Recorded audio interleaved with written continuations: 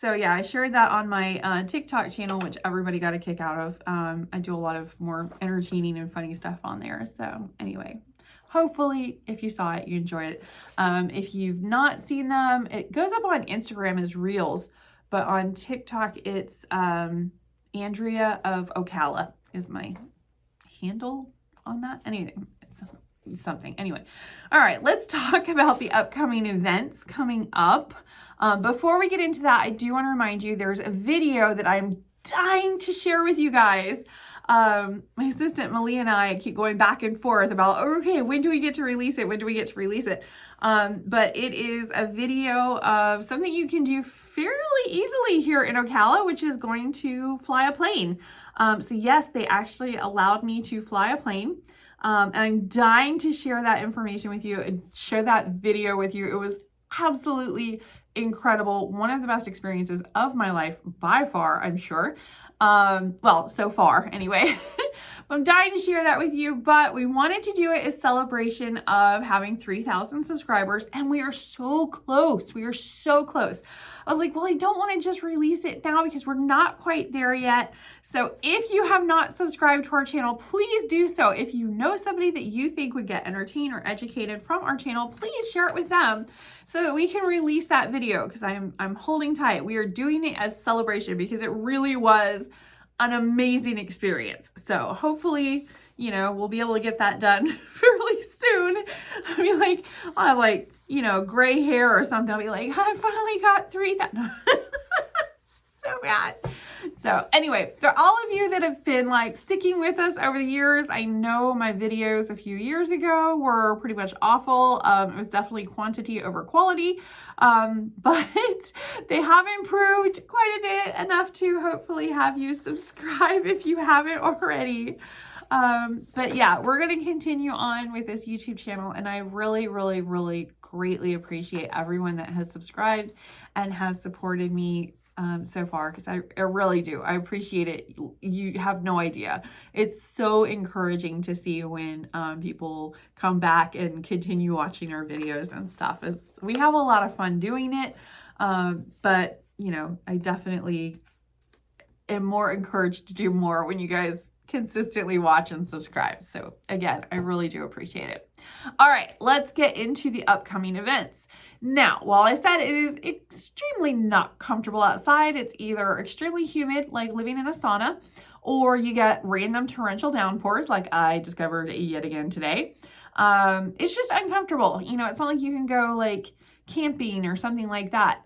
But we are coming to the midway point of our hot, nasty summer weather, which means you get to start planning for the cooler weather, which starts now. So for me, I have already planned some tent camping close by. I want to try some of the springs because I've been to the springs, but not camped at the springs. And I love tent camping. My husband does not. So he is willingly putting up with it for me, as long as he says, well, if we're doing tent camping, we're also going to show some of the amazing B&Bs in the area, right?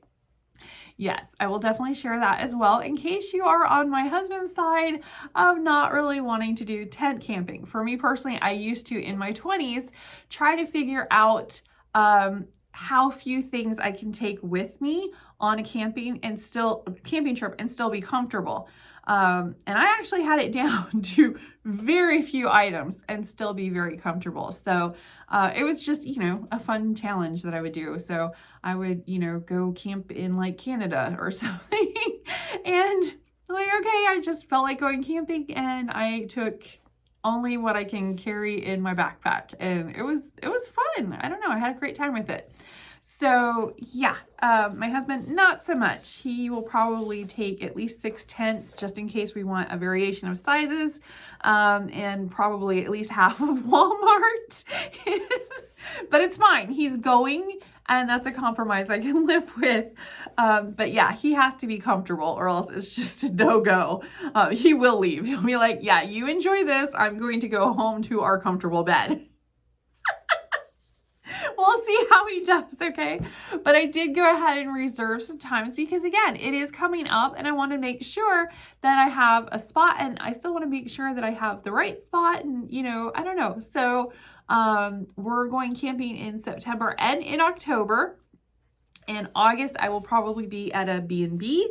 I'm thinking one of the really cool historic B&Bs in downtown Ocala, but we'll see. So yeah, he wants to do that.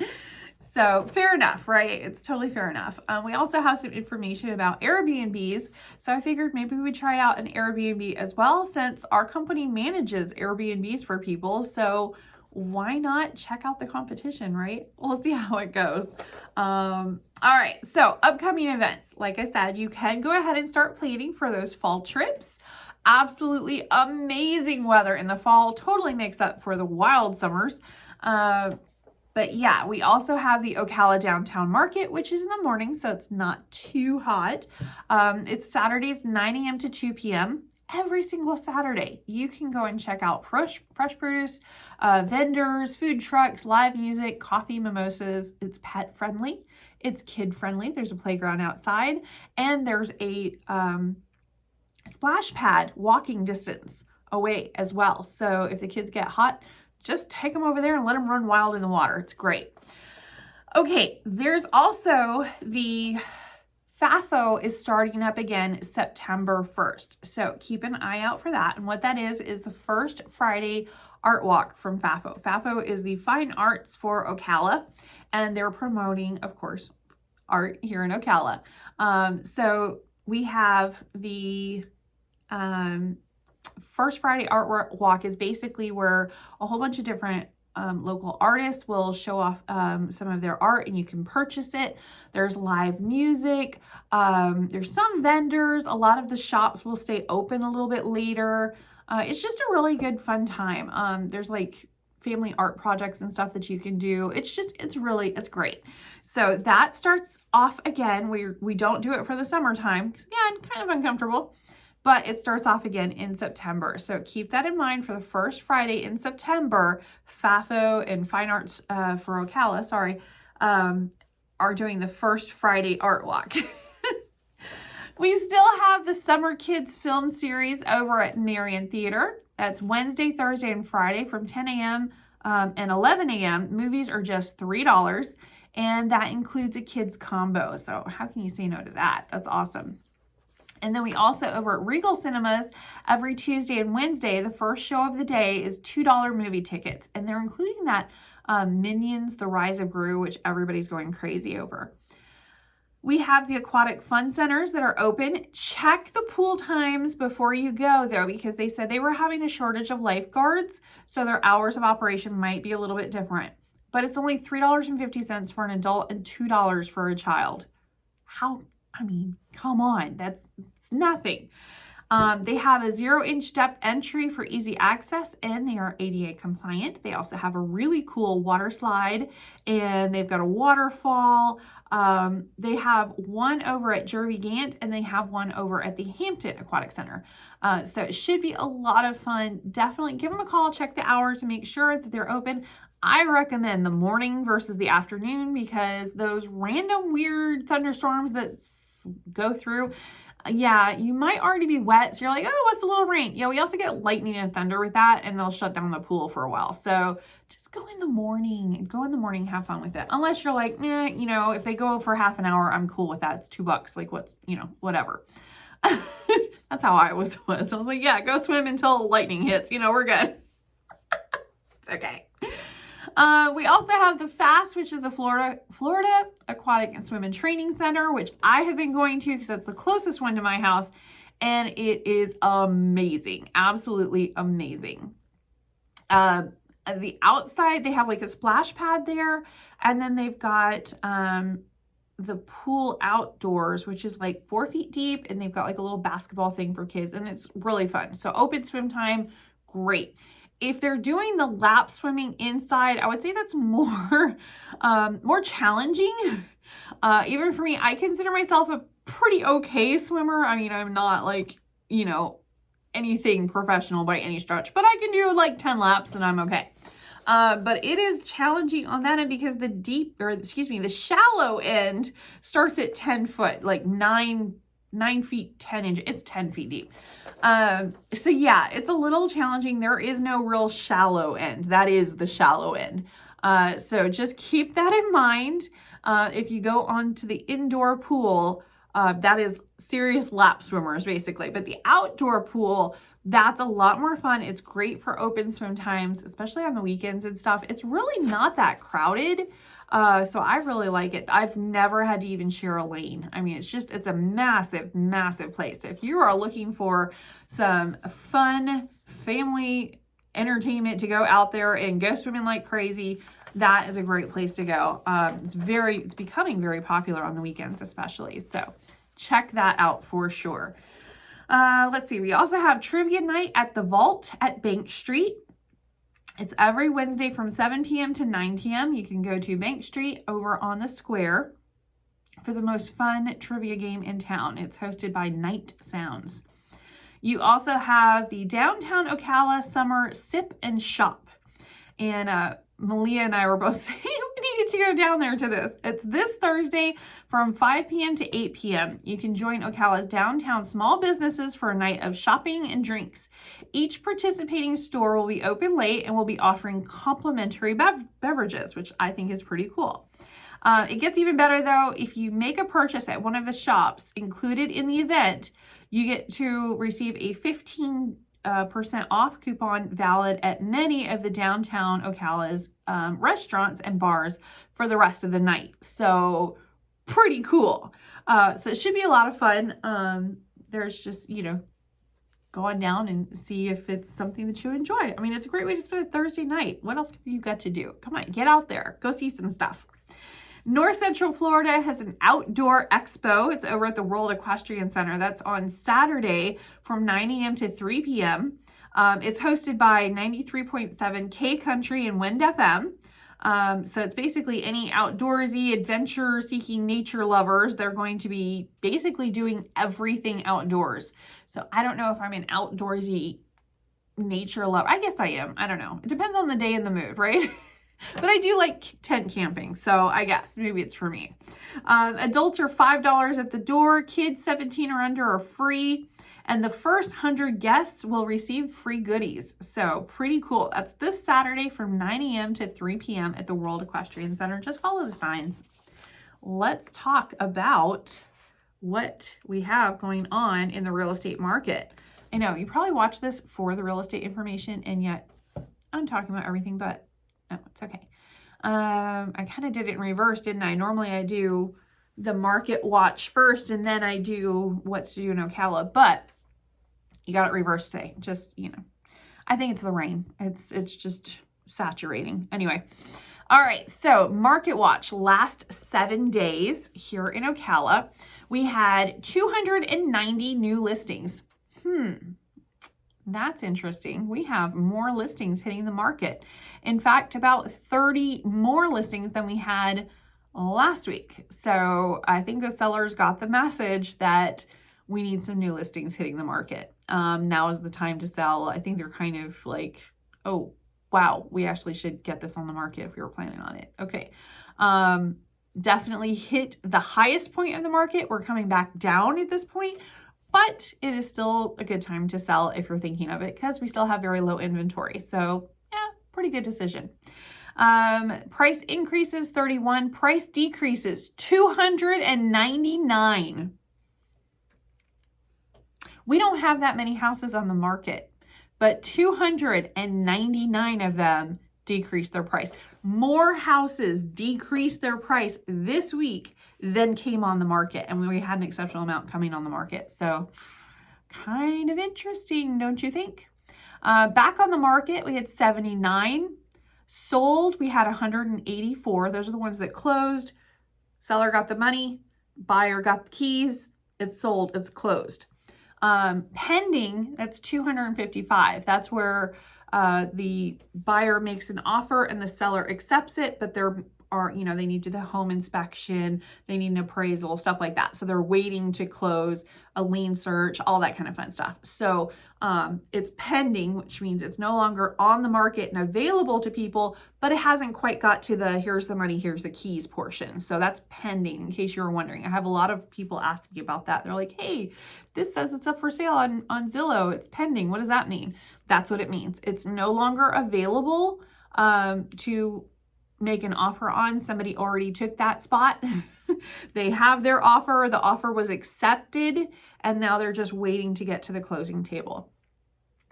If it does not get to the closing table, if something happens to that contract, then it goes to back on the market. Now, that 79 number that I talked about a minute ago, back on the market, we're seeing a lot of buyers that were under contract.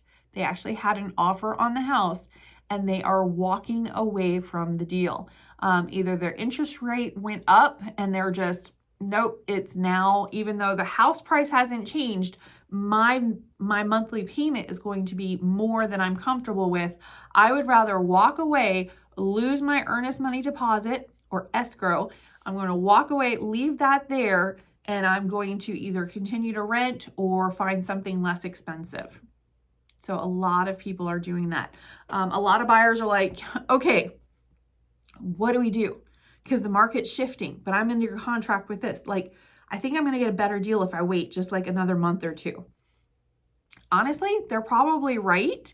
But for me personally, I mean, unless you found something wrong with the house, if the house is a good deal for you at the time that you gave your word and said, this is the house that I want, Mr. Seller, here's my offer to you. And I'm even going so far as to sign my name and to put my name to it. And I'm going to, you know, this is it. You know, for me, I'd say you need to complete your contract. But again, that's just me. Like, I'm kind of one of those handshake and it's a deal kind of people. Of course, I'm going to get it in writing, but that for me is just a formality. So I would say if you have given your word that you're going to purchase something, unless something has drastically changed, like I said, like the interest rate or the inspection or the appraisal or something like that, you really need to stick to your word. I don't really like it when people don't keep their word. That to me is, you know, around here, especially because it's a small town, it's just your reputation is everything. If I wasn't known for keeping my word, I would definitely not have a company for very long. So, but you know, to each their own. You've got to do what's right for you and your family and everything. But at the same time, if you tell me you're going to do something, you better do it. All right. I'm going to get off that little soapbox. Sorry.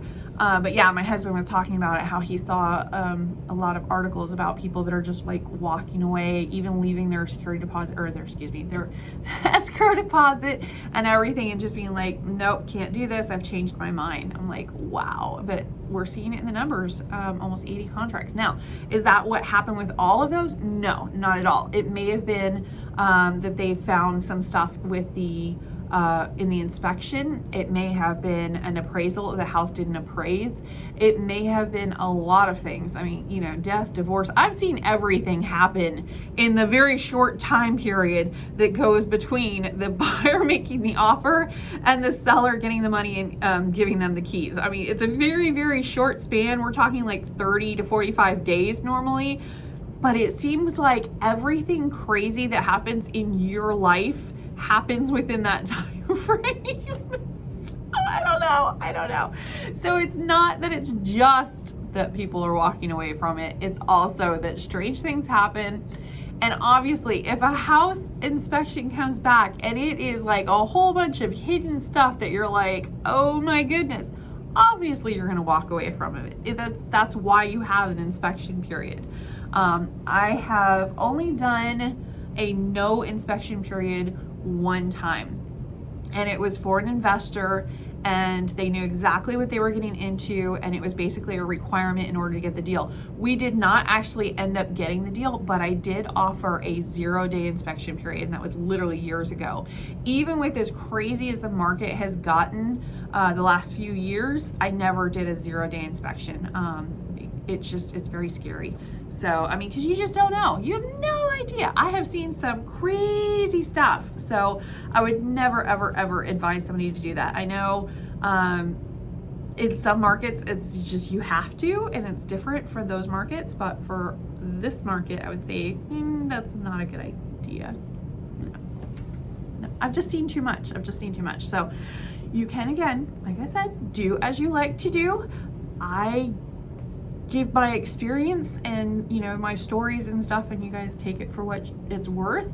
But yeah, it's not a recommendation that I would do. So not for here anyway.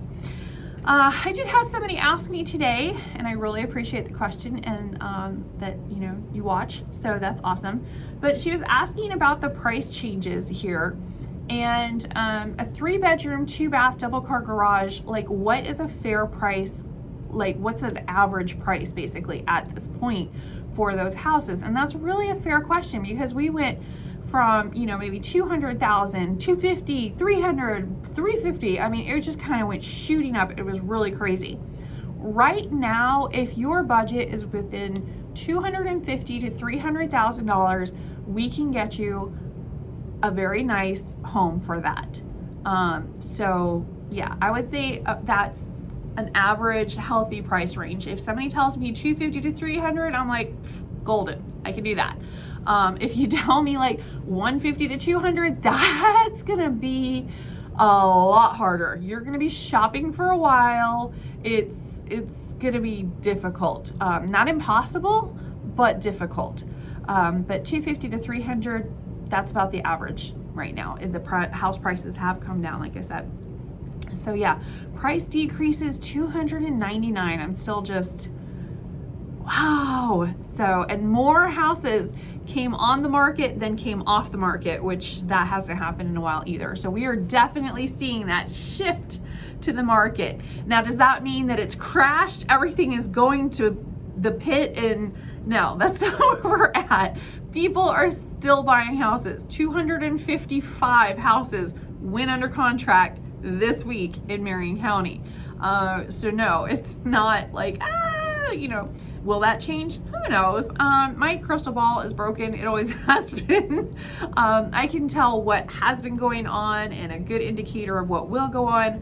I know there's a lot of companies that are still coming to Ocala, which means more jobs that are coming to Ocala.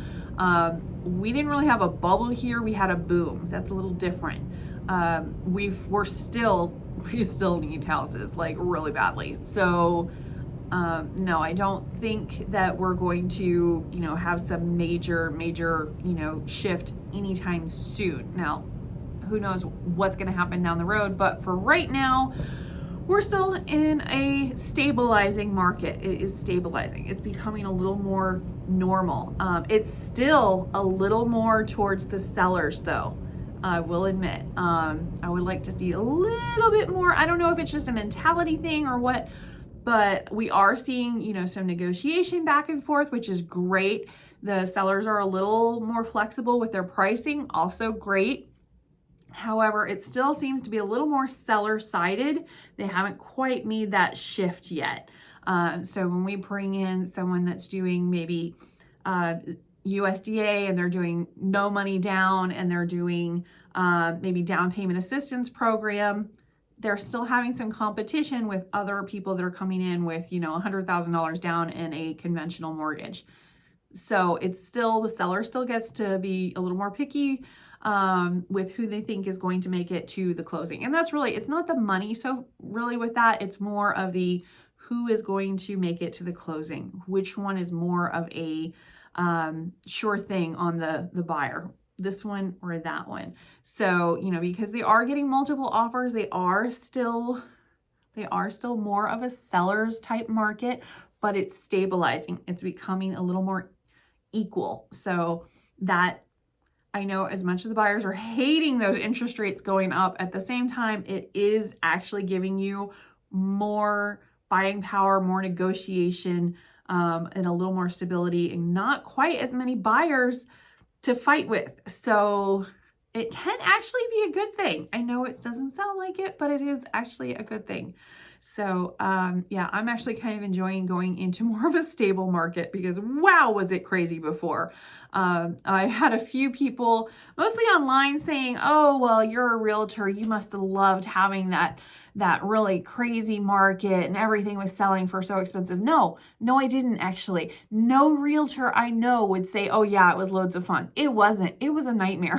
It was total nightmare. We would have a buyer that's just like, okay, here's, my cash. I'm going to purchase this house, right? No, you got to get in line between, me and the 30 other people over here that I've got to like show that same one house to, and they're going to pick between you and all of these other, and oh, sorry, you didn't get it. Oh, sorry, you didn't get it. Oh, sorry, you didn't get it.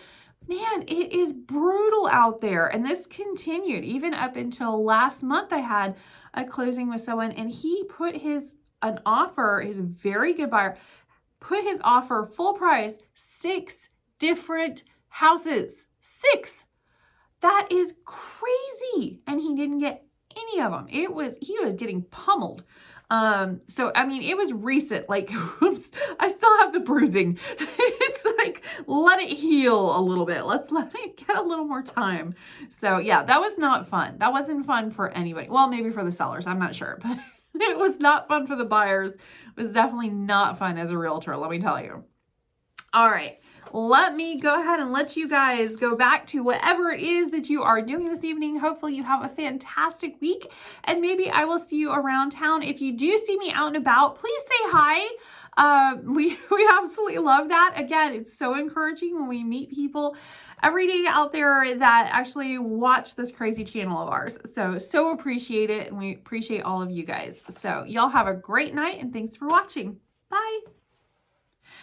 Hey everyone, Andrea Prober here with Great Expectations Realty, and it's Monday, which means it's time for What's Up Ocala.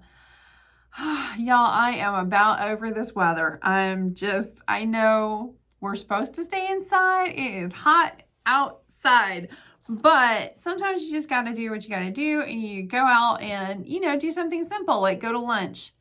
Y'all, so today I got invited out to a girls' luncheon. It was some co-workers, basically, just people, a lender that I use, and a realtor, 2 realtors that I know. Anyway, so it was a girls' lunch. You want to look nice because, I'm sorry, girls definitely, ladies, we judge each other way worse than we ever judge a guy. A guy could come in looking like he just came out of a swamp and we're like, man, he must have been working. But, when you're going out to a girls' luncheon, you want to look nice. What in the world? I got to the restaurant. I'm not joking.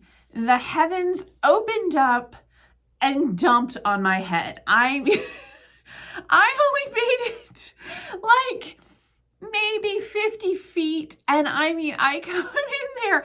I looked really nice when I got in my car. When I got into the restaurant, a very short period of time later, I looked like a drowned rat. My hair was soaking wet. When I walked into the restaurant, they were like, do you want some napkins or something? I was soaked. My shirt was wet the entire lunch. My hair, everything, I was soaked. So I know I look a little crazy. It doesn't matter. I have been through the wash cycle of Florida. It was insanity. Lightning was going, thunder was going, and I was sitting there for 10 minutes at lunch, and then it was clear blue sky again. Do you want to talk about annoying? I could have sat in my car for 10 minutes and just let it blow over, but then I would have been late, and that just drives me nuts too. I hate being late. Anyway, it was fine. They were friends, so, they know Florida. But yeah, I sat through lunch looking like I had just stuck my head in a washing machine, and my clothes. So yeah, thankfully I was wearing this shirt, which dries fairly quickly, and, I wasn't wearing white. So we have it a little different down here in Florida. If you're from up north, you probably have that rule, like you don't wear white after Labor Day. Yeah, we don't have that rule. In fact, it's the opposite. Because if I had been wearing a white shirt today, I would have not made it into the restaurant. I would have had to cancel, which is really embarrassing when you're already there.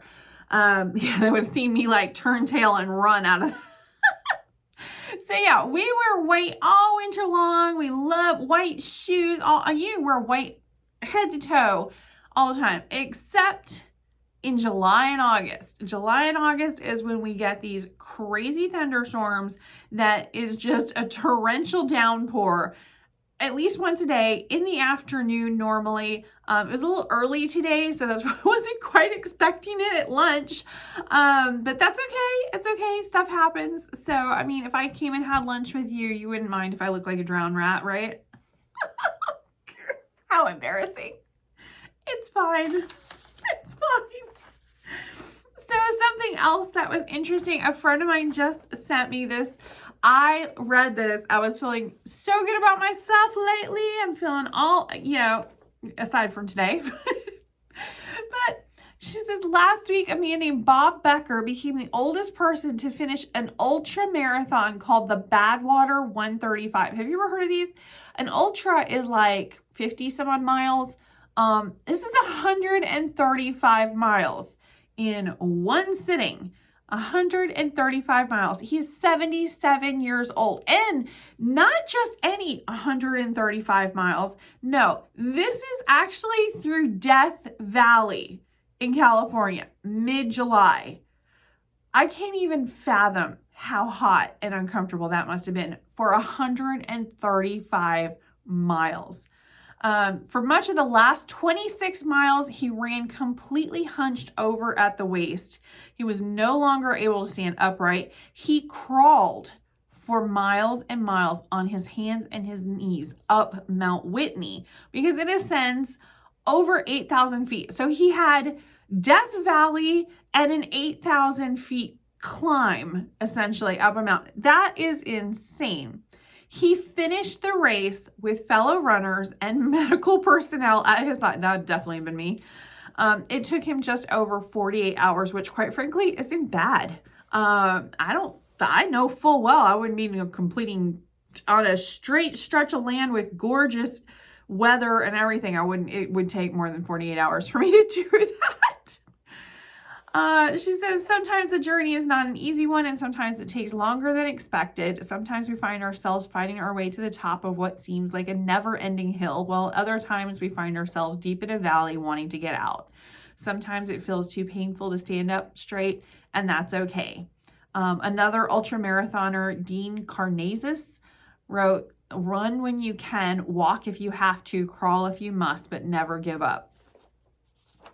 I just wanted to share that with you guys because I was sitting there thinking, I haven't been going and doing my morning walks. Normally I do 2 to 3 miles in the mornings in my neighborhood, and it's a great walk and everything, but lately it's just been kind of uncomfortably muggy and just slightly uncomfortable. So I've been going over to the fast and doing swimming instead, which is great, but maybe not as much. I don't go to the fast and go swimming as much as I was walking. So kind of slacked off a little bit, just because it's not as comfortable. It's not as simple as just going for a walk in my neighborhood. But yeah, I will have to say that after reading that 77-year-old man across up a mountain and across Death Valley, 135 miles. I mean, you want to talk uncomfortable. I can't even imagine. But if he could do it, I mean, I'm a bit of a wimp, but I think I could do something. I can do, some swimming or a few miles at home. I mean, come on. I don't know. Just thought I would help you and share that motivation because I thought it was really interesting. Anyway, something else that happened. I don't know if you guys saw my TikTok or not, but my husband and I just sold someone's house, and she's a very, very lovely lady. And she's, elderly. It's in a 55 plus community. But she told us that she was incredibly grateful for our help, and, she would never use any other realtor. And then she gifted us with every single letter that every single realtor has ever sent her to try and talk her into allowing them to sell her home since 1991. Now, keep in mind, y'all, I was 11 years old when she started receiving and saving these letters. And she just gave them to us. So, yeah. I was so touched. I mean, I really was just, I mean, a lot of these were handwritten, but she saved every single one of these, which I'm still just, wow. Looks like she kept a couple of the stamps. I just, this is it's a lot of mail. But yeah, she kept all of these over the years, and just decided to give them to us. So I thought that was really, really cool. It was probably the best compliment I've ever given. She's like, not only did I not use them, but she's like, I would never call anybody but you guys. You're amazing. And that's after we went through the whole sales process. So it wasn't like, it was really like, yeah, you sound good. And then, you know, we didn't do such a great job. No, this was actually at the end of the sales process. So yeah, I was just hugely appreciative of that. I mean, that's amazing. When she gave them to us, I was literally speechless. Like, I didn't even know what to do with them. But anyway, so I shared that on TikTok, which everybody got a kick